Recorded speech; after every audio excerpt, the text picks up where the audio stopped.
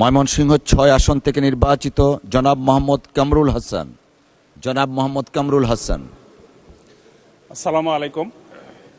মাননীয় স্পিকার, আপনাকে ধন্যবাদ। আমার নির্বাচনী এলাকা ময়মনসিংহ ৬ ফুলবাড়ী আসনের জনগণের পক্ষ থেকে আপনাকে ধন্যবাদ জানাই আবারও।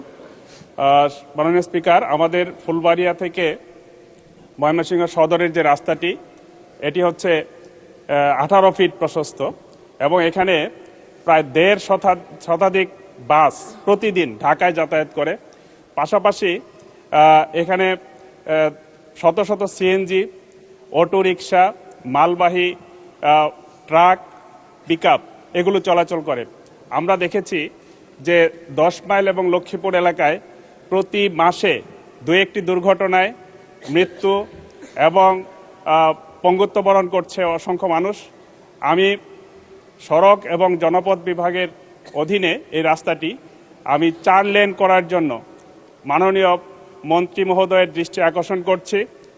এই রাস্তাটি যদি প্রশস্ত হয় তাহলে এবং এই ফুলবাড়িয়া থেকে আসিম হয়ে বগারবাজার পর্যন্ত ত্রিশালের এই রাস্তাটি সংযুক্ত করে দেওয়া হয়, তাহলে দেখা যাবে প্রায় 40 কিলোমিটার রাস্তা ঢাকার সাথে কমে যাবে।